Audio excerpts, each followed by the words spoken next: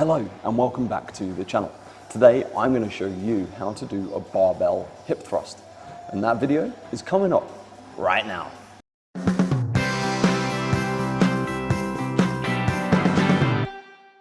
Now the barbell hip thrust is such a popular exercise. It was made famous by a guy called Brett Contreras, and rightly so. It's a fantastic exercise and it's really popular. But whenever I do it with clients, we have to go through a massive process of just getting the form right. One, because if you load it up too heavy, it can really hurt your lower back, and that's not good. And two, we want to get it right so that we're activating the right muscles, we're using the glutes and the hamstrings, not the spine and the lower back muscles. So I'm going to show you exactly how to set up for the barbell hip thrust. I'm then going to show you exactly what to do for the barbell hip thrust to protect your back as much as possible. And hopefully, once you watch this video, you'll be able to nail your hip thrusts no matter what. And this will be a much more comprehensive guide than most of the things you see on social media. Right, so I'm set up here. I've got a 40 kilo rig. So I've got a barbell with two 10 plates on it and 20 kilos on it.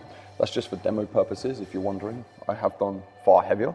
I also have a hip roll. Now, when people are squatting, I'm not, or a neck roll, these are called, I'm using up my hips today. I'm not a huge fan of these when you're squatting, when they're on your neck, because they put the bar too far forward. Oh, that's quite comfy, could do with a nap. But for this, I recommend it. If you can grab one of these, that'd be great, okay? Because it is quite painful on your pelvis, like your iliac crest. So, yes, we're gonna put that on there as well. Okay, now I've got a cushion right here, which is what I'm going to be using as my back support. You can do this on a bench. The problem is with benches, I find, is when you're loaded up quite heavy, the bench can sometimes move. So make sure you put the bench against the wall or against like a rig or something, or maybe put plates on it to weight it down to stop it rocking and rolling back, because you don't want anything moving whilst you're doing this exercise. But this is like, it's not bolted to the ground, but it's more than solid enough for me, and that's great, that's all I need. So the first thing we're going to do is we're going to set up in the hip thrust area that you've set up to do it, okay? You got your barbell set, which is great. Now, the first thing you need to know is what to do with your feet when you're doing the exercise. So the best way to find that out is get right up against the bottom of the bench or the cushion, so your back's right up against it. And then wherever your knees are, you want the back of your heel to go to that point, like so. And that's all you need, okay? I've been a bit silly. I've done that before. I've rolled the bar onto me. So I'm going to get the bar into position as well. Oh, this is all a bit orcs. There we go. Cool. So now the bar is here. Just going to check my microphone's not about to get crushed by 40 kilos. Right. So I'm here set like this. Now I'm going to get my feet in the right position. That's already getting uncomfortable in here just because of how tight it feels. Now the next thing you're going to do once you're in this position is I want you to make sure you squeeze your shoulder blades together, because when you squeeze your shoulder blades together, what happens underneath them is you get a nice little block of fat, which is great because that makes this a much nicer exercise to do, makes it much softer, and is just joyous for everything, okay?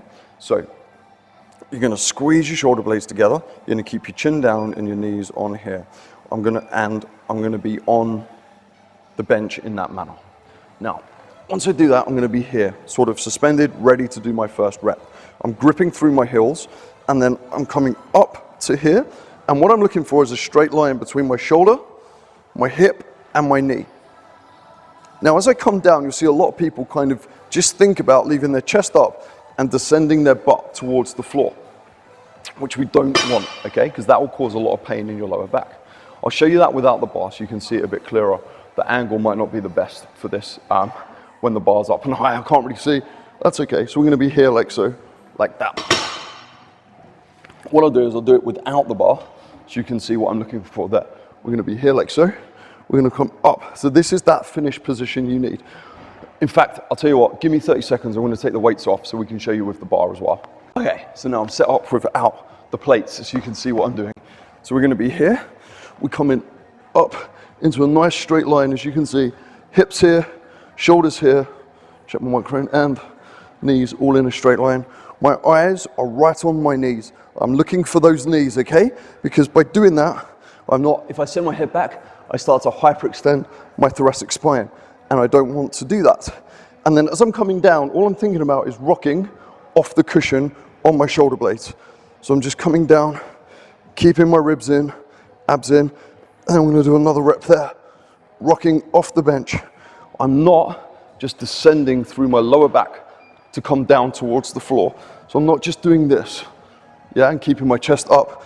I'm letting my whole upper body rock off the cushion to come up and down. Now that's really, really important, that aspect of this exercise, okay? That you come off the bench kind of in a straight line like that, okay? Because when you start bending that pelvis towards the floor, you're gonna get yourself into all kinds of lower back issues. And I really want to avoid that. The purpose of this exercise, a great way to avoid that from happening actually, is you wanna make sure that your ribs come right in, like so. So I'm squeezing my ribs in and I'm tilting my pelvis up. So you'll see the difference here when I'm in this position. So I'm here like so. And when I'm letting my ribs flare out and I'm not tilting my pelvis up, I'm just letting my ribs flare out. So when you do that, all you're doing is you're getting height for height's sake. You're not actually activating anything worthwhile. Whereas when I bring my ribs in, and I think about tilting my pelvis towards my ribs, and I'm closing the space where my belly button is, then suddenly my glutes are so much more engaged, my hamstrings are so much more engaged, and the whole exercise feels so much stronger and so much better, and that's all we're after. So I'm just thinking about making sure this space here, ribs to kind of belly button and pelvis, is as small as possible, and I'm gonna keep that in place as I do the exercise. And by doing that, you're gonna make sure you protect that lower back for the reps, and you're gonna engage your core a lot more, you're gonna engage your glutes a lot more, which is kind of the point, and the exercise will certainly come alive. That is the barbell hip thrust.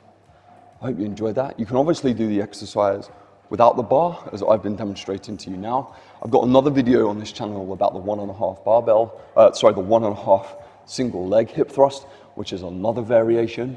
You can do just feet on the floor, you can do a single leg hip thrust, you can do dumbbells, you can just hold a dumbbell on your pelvis and do that. That's harder the heavier you get because the dumbbells get bigger and you crease in your hips, so it gets a bit uncomfortable there. You can add any kind of weight you want to it as long as you feel safe, comfortable, and happy as you are doing it.